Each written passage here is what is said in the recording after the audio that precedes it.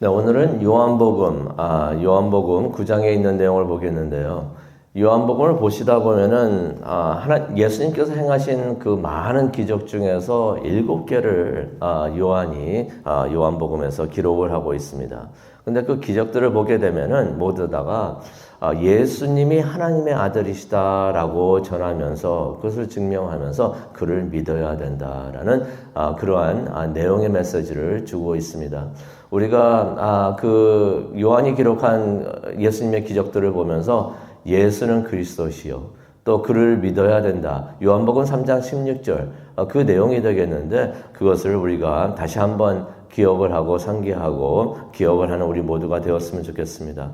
근데 오늘 요한복음 9장에 보게 되면은 7개의 그 기적 중에서 6번째 이야기가 됩니다. 6번째 이야기.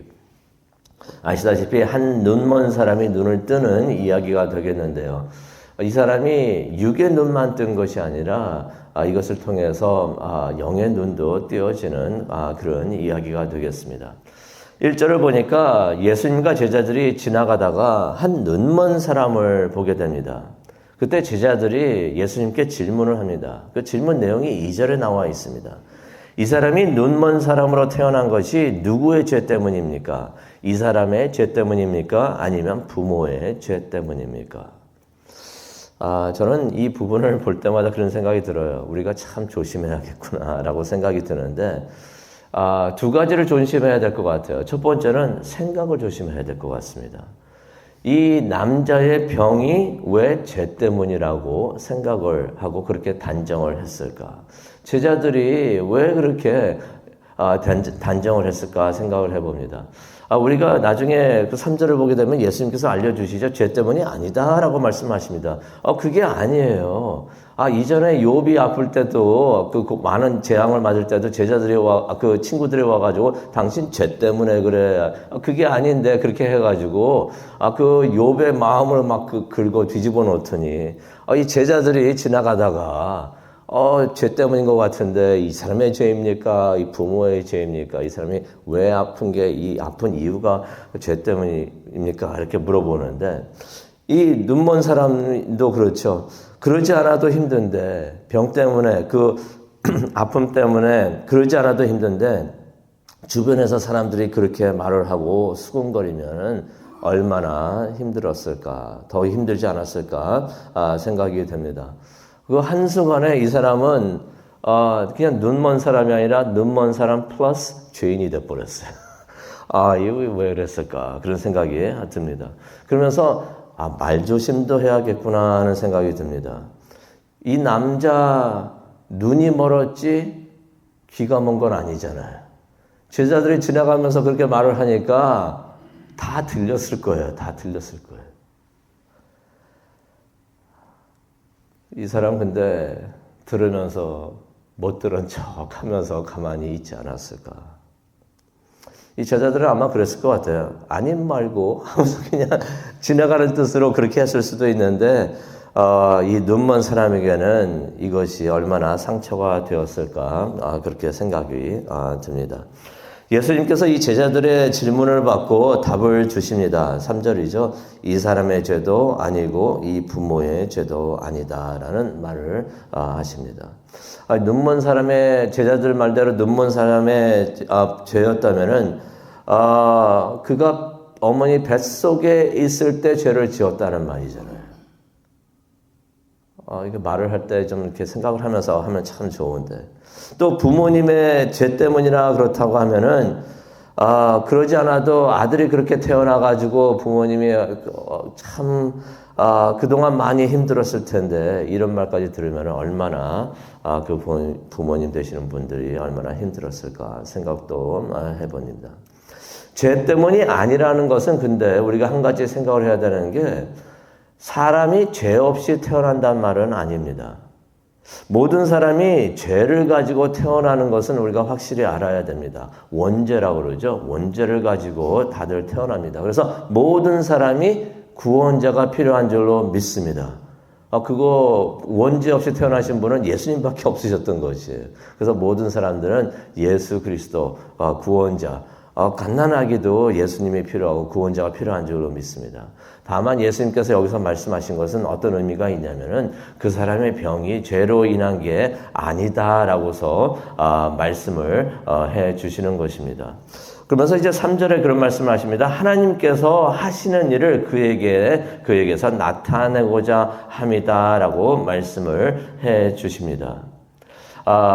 이 말은 가만히 잘못 생각하면 그의 아픔, 그의 병이 하나님을 하실 기적을 위해서 이 병이 났다는 것인가? 그렇다면 이 사람의 그 기적을 위해서 평생, 그 오랜 기간 동안 이렇게 고생을 했단 말인가? 그거는 아니고요. 이제 병이 있었는데 이제 하나님께서 그의 병을 고치신다. 기적을 베풀어 주신다. 은혜를 주신다라는 의미가 있는 것입니다. 그러면서 이제 예수님께서 4절을 보니까 이런 말씀을 하십니다. 낮 동안에는 보내신 분의 일을 해야 한다라고 말씀을 하시면서 밤이 오면은 아무도 일할 수가 없다. 이거 무슨 수수께끼 같은 말씀을 하시는 것 같기는 한데 무슨 의미가 있겠습니까? 낮이라는 것은 하나님의 일을 할 수 있는 기회가 주어진 때라는 것입니다. 우리도 하나님으로부터 보내심을 받는데 실로암, 그게 보내심을 받다라는 의미가 되는데 우리도 하나님의 일을 하기 위해서 보내진 줄로 믿습니다. 기회가 주어지는데 기회가 주어졌을 때 그렇게 일을 해야 된다는 것이에요. 밤이 되면은 밤은 무엇을 의미합니까? 그런 기회가 사라지는 때가 있다는 것입니다. 그래서 우리가 하나님을 위해서, 하나님의 영광을 위해서 일할 기회가 주어졌을 때 열심히 일하는 우리 모두가 되어졌으면 좋겠습니다. 기회가 계속 오는 것은 아니구나 하는 것을 예수님의 말씀을 통해서 다시 한번 생각을 해봅니다. 예수님께서 이 말씀을 하신 후에 6절을 보니까 그 남자에게 다가가십니다. 왜 다가가시는가? 봤더니 예수님께서 침을 땅에다가 뱉으십니다. 그러더니 진흙을 만드십니다. 그러더니 진흙을 만드신 다음에 그 진흙을 그 남자의 눈에 바르셨던 것이에요.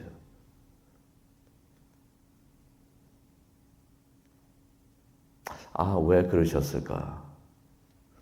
근데 그 남자도 아마 그 순간에 그러지 않았을까 생각이 듭니다. 아니, 지금 뭐 하십니까? 누가 갑자기 와가지고 그렇게 하면은 그렇게 생각이 안 들겠습니까? 황당했을 것 같다는 생각이 듭니다. 그 남자 눈은 보지 못해도 귀는 들을 수가 있는데 갑자기 누가 자신에게 오더니 침을 뱉어요. 침 그냥 못 뱉을 것 같아요. 했을 거 아니에요. 그러더니 젖은 흙으로 자신의 눈을 바르는 것입니다. 보지는 못해도 이게 젖은 흙이 지금 방금 뱉은 그 침으로 만들었다는 것은 알 수가 있었을 텐데. 아니, 더럽게 이것으로 당신 지금 뭐 하는 거야? 기분이 많이 상하지 않았었을까? 그렇게 생각을 해봅니다. 저도 눈이 좀 예민한데 눈은 참 사람의 몸 중에서 눈이 가장 예민한 것 중에 하나가 아닌가 생각이 들어요. 조그마한 거 뭐가 누가 눈에 들어갔다 생각이 들어도 눈이 참 불편하게 느껴집니다. 그런데 그런 눈에다가 진흙을 발랐던 것이 이 사람에게 이게 참 거슬렸겠구나, 불편했겠구나, 그렇게 생각이 듭니다. 이거 뭡니까, 이거? 내가 몸 본다고 이래도 됩니까? 내가 구걸하고 있다고 나를 이렇게 무시해도 됩니까? 별의별 생각이 다 들지 않았었을까 생각이 듭니다. 또 그 순간에 서럽다 하는 생각도 들지 않았었을까 그렇게 생각이 듭니다. 근데 그때 예수님께서 7절에 이런 말씀하시죠. 실로암 연못에 가서 씻어라 라고 말을 합니다. 이 남자 자신의 얼굴에 눈에 지금 침 묻은 흙이 붙어 있다고 생각하니까 그러지 않아도 얼른 가서 씻어야겠다 생각을 하는데 실로암에 가라고 하니까 발길이 실로암으로 가지 않았을까 생각이 듭니다. 근데 그 남자 예수님의 말씀대로 실로암 연못에 가서 눈을 씻었더니 갑자기 눈에 빛이 들어오기 시작을 했다는 것이, 눈이 보이기 시작을 했다는 것입니다. 이게 태어나서 처음 있는 일이에요. 난생 처음 있는 일이에요. 하나님이 지으신 그 세상을, 그 빛을 난생 처음으로 그것을 보게 되었다는 것입니다. 아마 그런 생각이 들었을 것 같아요. 예수님께서 진흙을 그 남자의 눈에 바르면서 5절을 보니까 내가 세상의 빛이다 라고 말씀을 해 주셨는데, 그렇게 다가오셔가지고 속삭여 주셨는데, 아, 이게 빛이라는 것이구나. 예수님께서 그에게 빛이 되어 주신 것을 이 남자가 느꼈을. 예수님께서 빛이라고 하신 그 뜻을 그때서야 알게 되지 않았을까 생각을 해봅니다. 근데 이 주변 사람들이 너무 놀래가지고 처음에는 그를 알아보지를 못합니다. 그러더니 누구나 물어봅니다. 어떻게 당신의 눈을 뜨게 되었습니까? 근데 그 남자가 이제 대답을 하는데요. 11절에 기록이 되어 있죠. 예수라는 사람이 진흙을 이겨 내 눈에 바르고 실로암에 가서 씻으라 하기에 씻었더니 이렇게 내가 보게 되었습니다. 라는 말을 합니다. 이 사람의 고백이죠. 예수님이 하라고 해서 그대로 했더니 이렇게 됐습니다. 예수님이 하셨습니다. 라는 말을 하는 것을, 그런 고백을 하는 것을 우리가 보게 됩니다. 이것이 나중에 요한복음 9장 나중에 보게 되면 이것이 그 사람의 신앙 고백이 되는 것을 우리가 보게 됩니다. 말씀대로 했더니, 말씀을 순종을 했더니 내가 이렇게 나았습니다. 이렇게 이 남자 예수님을 만나면서 구원도 받게 되는 것을 보게 되는데, 육의 눈만을 뜨게 된 것이 아니라 영의 눈도 뜨게 되는 것을 우리가 보게 됩니다. 오늘 이 말씀, 이 내용을 기억을 하면서 기도하는 시간을 갖기를 원하는데요. 그런 생각이 듭니다. 침과 진흙과 실로암, 그 남자에게는 더러움이 될 수가 있고 거슬림이 될 수가 있는데 불편함이 될 수가 있구나라는 생각이 듭니다. 그런데 예수님께서 그러한 과정을 통해서 이 남자에게 이거 뭐야 하면서 거슬림이 되고 불편함이 되는 것을 통해서 그의 눈을 보이게 하셨다는 것입니다. 그런 생각이 들어요. 하나님께서 때로는 우리에게 이러한 은혜를 주시는구나. 은혜를 주실 때 우리를 아픈 곳을 만져주시면서 우리를 불편하게 해주시고, 그런데 그 불편함이 우리가 참고 그의 말씀을 순종하게 되면 그것이 우리에게 은혜가 되고 우리의 아픈 것이 치유되는 그러한 은혜가 되는구나 하는 것을 깨닫게 됩니다. 그 남자 그런 거슬림에도 말씀에 순종했더니 치유함을 얻었는데, 우리도 말씀을 통하여 그 말씀이 우리에게 다가올 때는 거슬림이 되고 이게 뭐야, 내가 이거 할 수가 있을까, 이거 무슨 말인가 라고 생각이 들어도 그 말씀에 순종을 하면서 하나님의 은혜를 체험하는 우리 모두가 되었으면 참 좋겠습니다. 그래서 우리의 영의 눈이 뜨어지는 그런 은혜가 우리 모두에게 있기를 간절히 축원합니다. 기도하시겠습니다. 사랑과 은혜가 충만하신 하나님 아버지, 감사합니다. 오늘 그 한 눈먼 남자의 이야기를 1절부터 12절을 통하여 보았습니다. 하나님께서 우리에게 주시는 메시지가 있는데 모든 것이 우리에게 편하게 들리지는 않습니다. 말씀을 듣고 이것이 예수님께서 주시는 말씀이라고 느껴지는데 그게 우리에게 불편합니다. 그러한 것도 순종하는 우리 모두가 되게 하여 주시옵소서. 순종을 할 때 예수님을 더욱더 잘 보고 영의 눈을 뜰 수 있는 우리가 된다는 것을 생각을 하면서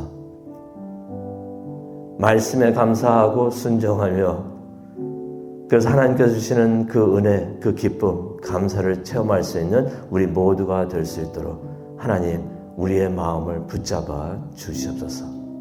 감사하며 기도하는 이 시간 될 수 있도록 성령님이 오셔서 인도하여 주시옵소서.